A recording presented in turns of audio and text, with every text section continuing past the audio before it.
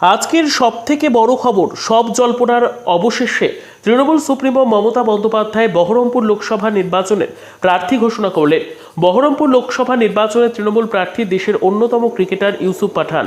প্রসঙ্গত উল্লেখ্য, বহরমপুর লোকসভা ছিল কংগ্রেসের শক্ত ঘাঁটি। চলতি কথায় যাকে অধীর গড় বলেই পরিচিত বলা যায়। তৃণমূল কি ঘাসফুল ফোটাতে পারবে, সেটাই এখন দেখার বিষয়। এর পাশাপাশি জঙ্গিপুর লোকসভা থেকে লড়াই করবেন গতবারের সাংসদ খলিলুর রহমান এবং মুর্শিদাবাদ লোকসভা থেকে লড়াই করবেন গতবারের সাংসদ আবু তাহের খান। মুর্শিদাবাদ জেলার দুটি আসন তৃণমূলের জয়ী আসন ছিল।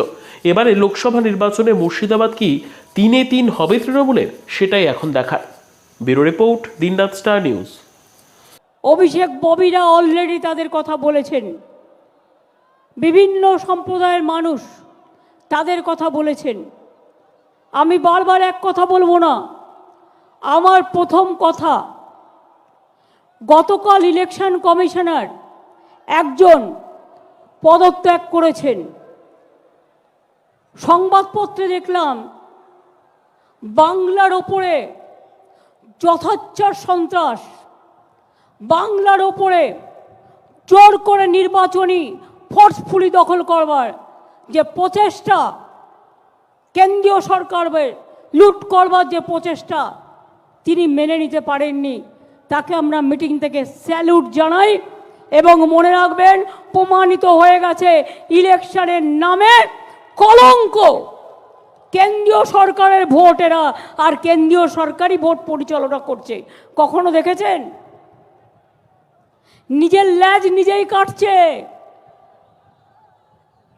যে গাছের ডালে বসে আছে সেই গাছের ডালি কাটছে।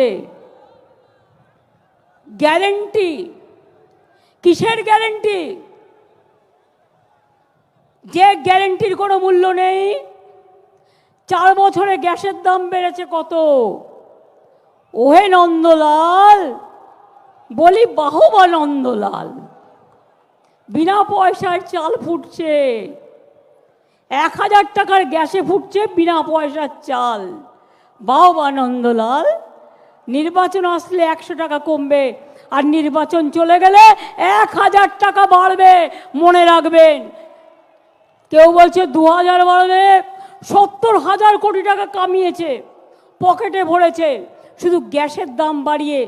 মনে ছিল না গরিব লোকেদের কেরোসিন নেই, তাদের কাঠ নেই, তাদের কয়লা নেই, তারা রান্না করবে কোথার থেকে? মনে ছিল না? কোথায় ছিল আপনাদের গ্যারেন্টি? 100 দিনের কাজ সংবিধানের গ্যারেন্টি। বলুন আপনারা, আমরা 72,000 কোটি টাকা খরচ করে 3 কোটির ওপর শ্রম দিবস বাংলায় তৈরি করেছি কি করিনি? আমরা 1 নম্বর ছিলাম বাংলায়। তাই আপনাদের রাগ। 455টা টিম পাঠিয়েছেন, বলছে সব টাকা পাঠিয়েছিলাম, খেয়ে নিয়েছে। কোথায় খেয়েছে জবাব দাও।